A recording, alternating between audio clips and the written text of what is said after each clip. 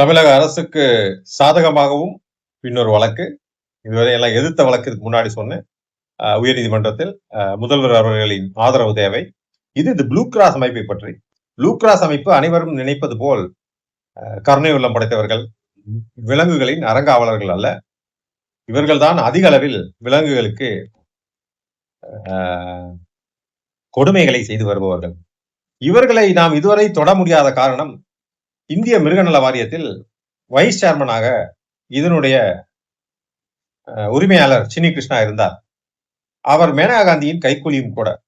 இந்திய கலாச்சார அடையாளமான ரேக்லா, கம்பளா, சேவல் சண்டை, ஜல்லிக்கட்டு, கோவில் யானைகளை ஒழிப்பது இவர்கள் மும்முரமாக வேலை செய்து கொண்டிருந்தார்கள், வெளிநாட்டில் இருந்து வரும் நன்கொடைக்காக.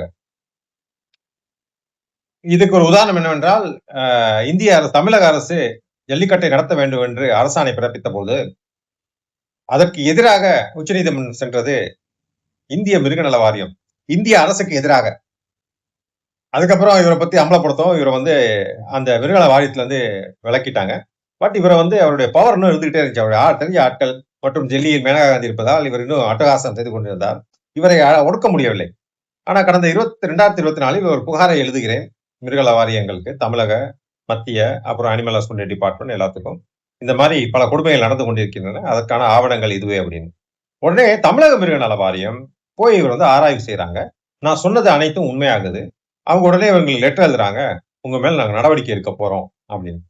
உடனே இவ போறோம்னா, ஆனா நான் ஒரு மாதமா ஒண்ணு நடக்கவில்லை. நான் உடனே ஒரு பொதுநல வழக்கம் தொடுத்து இந்த காப்பகத்தை, அதாவது ப்ளூ கிராஸ் காப்பகத்தை ஒன்று அரசு உடைமையாக்க வேண்டும், அல்லது அது வேற என்ஜிஓ வச்சு இதை நடத்த வேண்டும் அப்படின்னு ஒரு பிரார்த்தனைய ஹைகோர்ட்ல வைக்கிறேன். நான் பொதுநல வழக்கு தொடுத்தவுடன் இவர்கள் ஒரு வழக்கை தொடுக்கிறார்கள். எங்களுக்கு தெரியாம பின்பக்கமாக சென்று தமிழக மிருகநல வாரியத்துக்கு எங்களை ஆய்வு செய்யவோ, எங்களை தடை செய்யவோ எந்த ஒரு அதிகாரமும் இல்லை அப்படின்னு ஒரு தடை வாங்குறாங்க. சீனியர் கவுன்சில்ல கூட்டம் வந்தா, மூத்த வழக்கறிஞர்களை கூட்டம் வந்தா முதல் நாளே தடை கிடைத்து விடும். அப்ப நீதியரசர் அனிதா சுமந்த் அவர்கள் தடை கொடுக்குறாங்க. அடுத்த வாய்தா வரை, வாய்தா என்றால் அடுத்து எப்ப வழக்கு விசாரணைக்கு வருகிறதோ அது வரைக்கும். நார்மலா அது 1 மந்த், 1 மாசத்துல வந்துடும், இல்ல 1.5 மாசத்துல வந்துடும். ஆனா அந்த தடையை 2 வருட காலமாக ஒழுங்காக வழக்காடு மன்றத்துக்கு வராமல் டக்கால்ட்டி வேலை செய்து இழுத்தடித்து கொண்டிருக்கிறார்கள். எல்லாம் முடிஞ்சு கடைசியில இப்ப எல்லா பிரஷரும் போட்டு வரும் 10ஆம் தேதி இறுதி வாதங்களுக்கு தேதி குறிக்கப்பட்டுள்ளது. போராடினோம். அதாவது 2 வருடமாக வழக்காடு மன்றத்துக்கு அந்த தேதிகளை சென்று நீதியரசர்களுக்கு எடுத்துரைத்து இப்ப இறுதி விவாதத்துக்கு வருகிறது. அரசுக்கு நான் சொல்ல வேண்டியது என்னவென்றால், இவர்கள் இருக்கும் இடம் அரசால் கொடுக்கப்பட்டது, செல்வி ஜெயலலிதாவால் நன்கொடையாக கொடுக்கப்பட்டது. கிட்டத்தட்ட 4 ஏக்கர் வேளாச்சேரியில் ரேஸ்கோர்ஸ் பக்கத்துல பிரைம் ப்ராப்பர்ட்டி. நூற்றுக்கணக்கான கோடிகள், ஏன் ஆயிரக்கணக்கான கோடிகள் கூட செல்லும், அந்த அளவுக்கான ஒரு ப்ராப்பர்ட்டி. அந்த ப்ராப்பர்ட்டியை அரசு கொடுக்கும் பொழுது அவர்கள் வைத்த கெடு என்னவென்றால், நன்கொடைக்கு தான் நீங்கள் வேலை செய்கிறீர்கள், ஆகவே எந்த ஒரு மிருகங்களுக்கான ட்ரீட்மெண்ட்டோ எந்த சேவையோ நீங்கள் பணம் வாங்கக்கூடாது. ரெண்டாவது, ஆட்டோமேட்டிக்லி மிருகங்களை வதை செய்யக்கூடாது. இந்த மாதிரி விஷயங்கள் தான். இந்த மாதிரி ஒரு நல்ல காரியத்துக்காக நீங்க வாங்குறீங்க, இதை துஷ்பிரயோகம் செய்தால் நாங்கள் உங்களிடத்திலிருந்து உங்கள் நிலத்தை பிடுங்கிக் கொள்வோம் என்ற ஒரு நிபந்தனையோட கொடுக்குறாங்க. ஸோ அந்த நிபந்தனை எல்லாம் இப்ப தவிடு கொடுக்க போச்சு.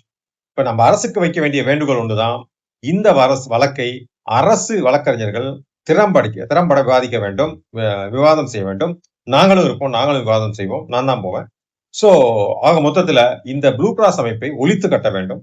இதற்கு பதிலாக உண்மையான மிருகநல ஆர்வலர்கள் இல்ல என்ஜிஓக்கள் இருப்பினும் அவர்களுக்கு இந்த காப்பகத்தை கொடுத்து திறம்பட நடத்த வேண்டும் என்பதே எங்களுடைய குறிக்கோள்.